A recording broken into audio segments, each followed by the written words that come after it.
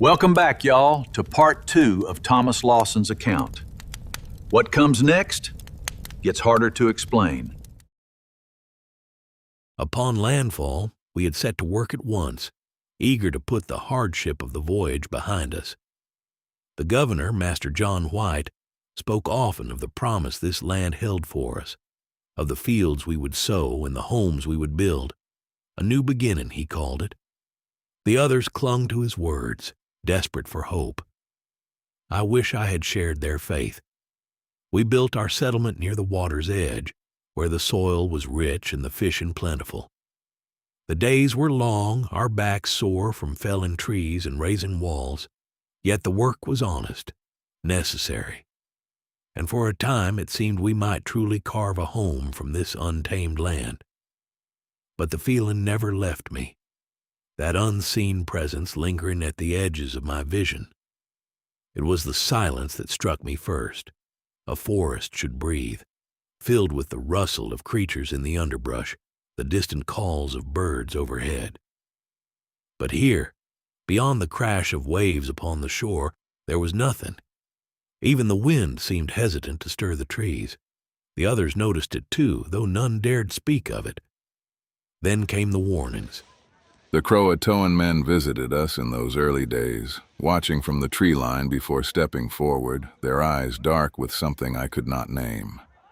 They spoke our tongue in halting words, and though their faces were kind, their warnings were not. We were to take only what we needed, to respect the land, the water, the beasts that dwelled here.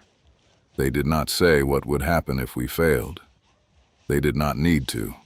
We assured them we would abide, and for a time we did. But men grow careless, and hunger makes beasts of us all. The game was felled and left to rot when the bellies were full. Trees were cut not for need but for ease, and when one of the men slew a large stag and left half its carcass to spoil in the heat, that was when the dreams began. At first, I paid little mind to them.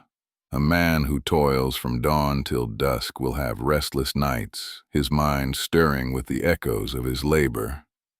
But these were not the disjointed dreams of exhaustion. They were too vivid, too real. I dreamt of the forest, but not as I had seen it by day. The trees loomed taller, their limbs twisting like grasping fingers.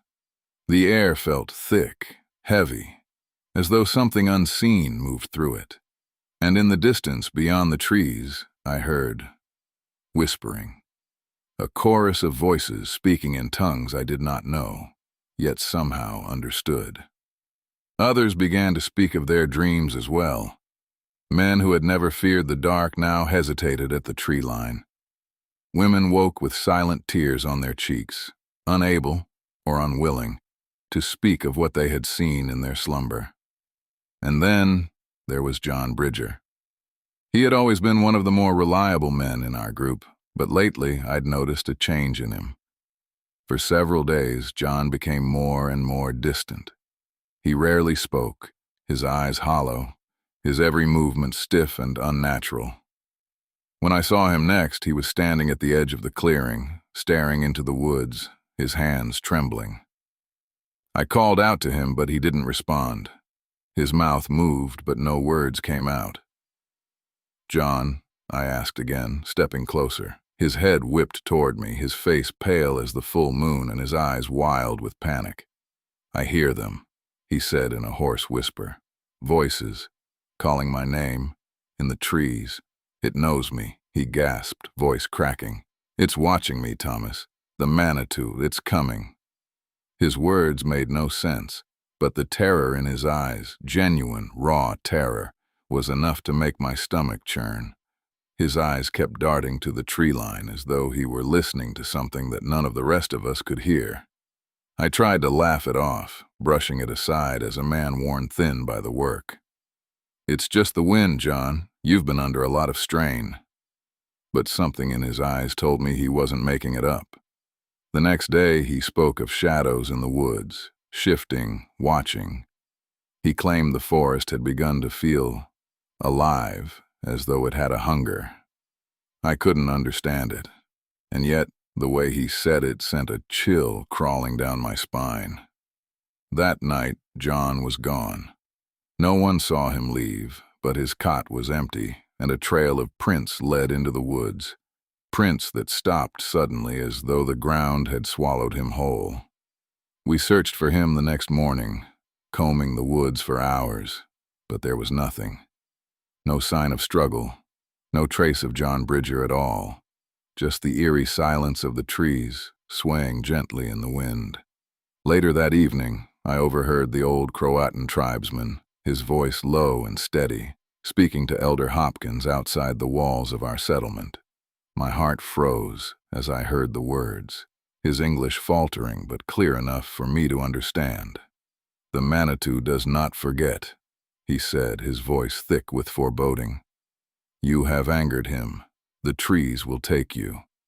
You will all be lost as the others before you. The spirit has awoken. The land is his to claim." Hopkins frowned, his brow furrowing in confusion. "What do you mean? Are you warning us?" The tribesman nodded gravely. "The land, the trees, they belong to the spirits. You take what isn't yours, you disturb the earth, and the Manitou will rise. He punishes those who disrespect his will." I stood there, hidden just behind a large oak, my heart hammering in my chest. The words hung in the air like the oppressive weight of a storm cloud. My thoughts scrambled to make sense of what I'd just heard. Manitou. The name echoed in my mind like something I should have known. The Croatan spoke again, his voice barely audible. "You've angered him with your cutting of the trees, your waste of game. He sees you as a threat to the land, and if you don't leave, he will take you, one by one." I stumbled backward, nearly losing my footing. The chill I felt course through me had nothing to do with the night air. I'd heard enough, the dream I'd had, the shadows that followed me. They were no longer just figments of my imagination.